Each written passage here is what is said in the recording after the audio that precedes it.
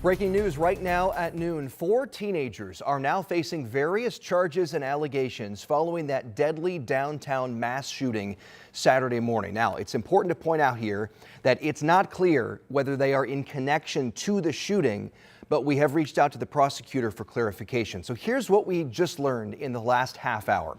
The Marion County prosecutor tells us 17-year-old Vincent Lanking is facing charges as an adult. He's accused of dangerous possession of a firearm, resisting law enforcement, and obstruction of justice. 3 other teens between the ages of 13 and 16 are all accused of various crimes. However, all 3 are accused of dangerous possession of a firearm. Now, that shooting is just one of several over the weekend across the city. At least 21 people were shot between Friday night and last night. 5 of them died, and we now know the names of the 2 victims killed in that mass shooting. They are 16-year-old Xavier Jackson and 15-year-old Azarian Cole. It happened early Saturday morning around 1:30 near Illinois and Washington Streets. Indy's police chief clearly frustrated with all of this violence. This is a sound from him on a rare Saturday afternoon press conference. Take a listen here. If you're coming downtown to engage in this kind of lawlessness, you are not welcome. Stay home or go home. City leaders are now looking for ways to crack down on youth violence. We're going to outline some of those latest efforts coming up in our 12:30 half hour. Right now, though, it isn't just police looking to make the streets of downtown safer after this weekend's mass shooting. Our Marina Silva dug into some possible solutions from others who are working to keep teens out of trouble. Police say on the weekends, teenagers flood downtown Indianapolis unsupervised. And after a mass shooting left 2 teens dead Saturday morning, police say something has to change. It's going to take a holistic amount of organizations, youth serving organizations, churches, pastors, city involved in it as well. Reverend Malachi Walker is the founder of Young Men Incorporated. His organization works with not only young men, but the parents too. What we do, there is a orientation they must attend. The orientation takes about an hour and a half, and then after that, there's a meeting we set up with the parents. And what we're trying to do is kind of create a bond. Reverend Walker says a lot of the young men in his organizations don't have both parents in their lives. As a matter of fact, 90% of the boys in my program are from single parent homes. The one common denominator between my young male clients is a lack of a positive male role model. Brad Banks is a criminal defense attorney. He was a prosecutor for years. He says boys need a positive role model. Many of them, never met their father, or their father is an addict, or their father's in prison, and the only example they have had is the one they're now living. He's calling on the community to step up and volunteer. Banks volunteers with Big Brothers Big Sisters, has seen it change lives. One kid at a time, that's how we're going to make a difference and actually change this. As for immediate change, there's talk of curfews. IMPD says they'll be enforcing it more. The City County Council wants to weigh in too, but Banks says curfew enforcement has to be effective, perhaps taking them to a program, not a justice facility. Almost like a boys and girls club or something like that, where you round those kids up and you take them there. He says punishing parents might not fix the problem either. It depends on the family. If it's a parent that's sitting at home and knows their kids are out on the streets and they're not doing anything about it, yeah, then that should be looked at differently. But one thing everyone agrees on, something needs to be done. So what happened over the weekend does not happen again. In Indianapolis, Marina Silva, 13 News. All right, some interesting insight there. Much more to come at 12:30 on that discussion. In the meantime, let's take a live look downtown where things are dry now, but not expected to stay that way for long. We got a lot of rain chances throughout the week. Again, welcome to 13 News at noon on this Monday. Hope you had a great holiday weekend. Dustin Grove here with meteorologist Sean Ash, who's tracking what's ahead. Yeah, a daily chance, but it doesn't mean that's going to be an all-day washout either. And so today you can see the difference. Feel it a little bit too here. I'll explain just a little bit. Let me show you that cloud cover that we have over central Indiana.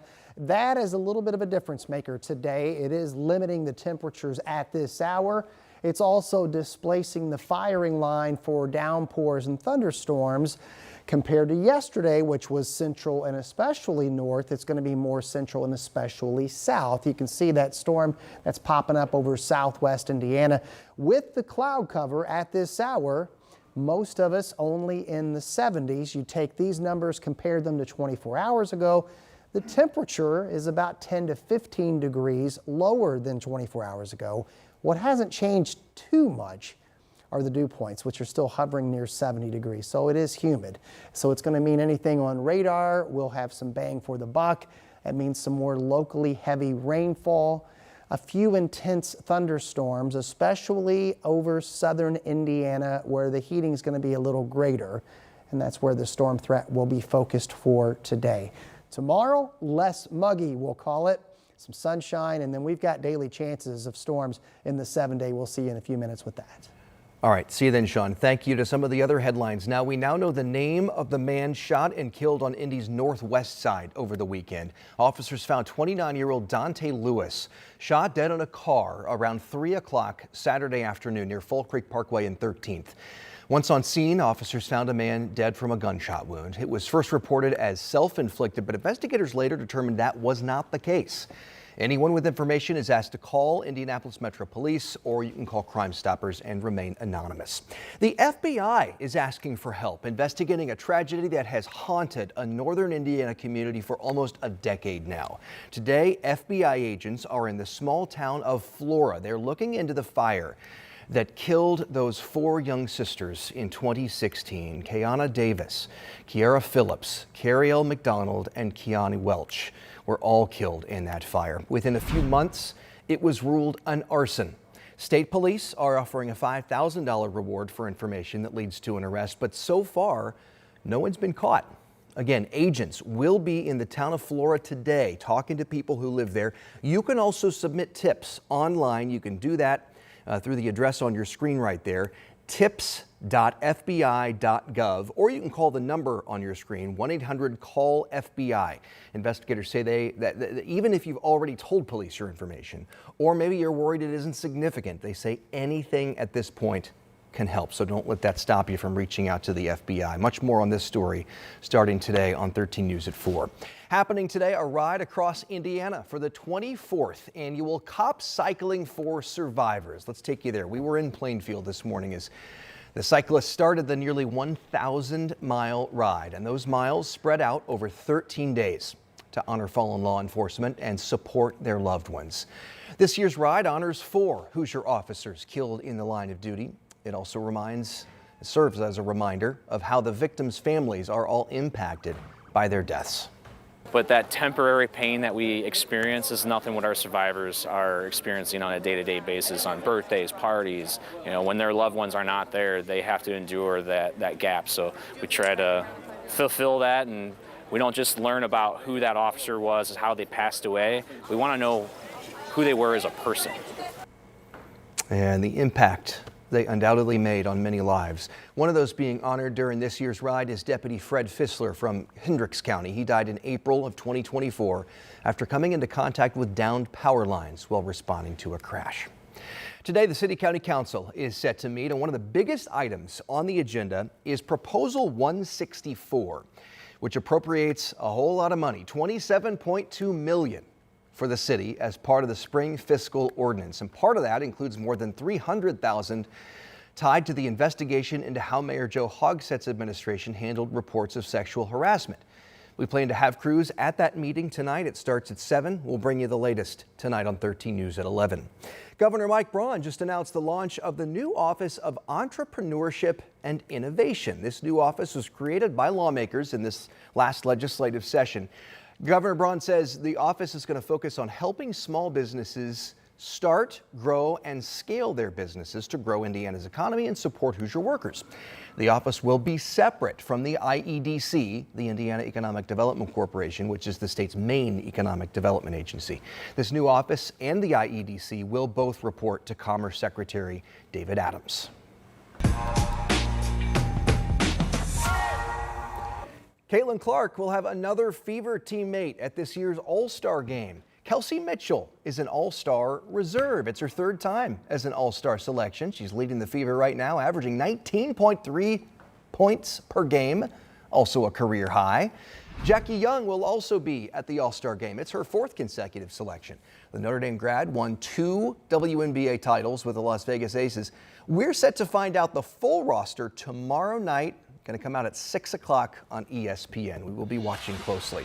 We are your local TV home for the Indiana Fever. You can watch the game Wednesday right here on WTHR. They'll be taking on the Golden State Valkyries at noon. And you can check out the full schedule of games, plus info on how to tune in and how to watch when you scan that QR code right there on the lower right-hand part of your screen, or you could just visit WTHR.com/fever for all that info and more.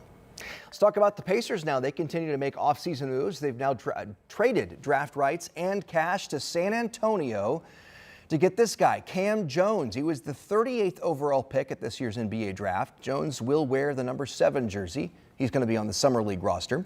And the Pacers also confirming what we reported Saturday. Memphis center Jay Huff is headed here to Indy. In exchange, the Grizzlies get a 2029 second-round pick and the option to swap a second-round pick in 2031. Huff will wear number 32.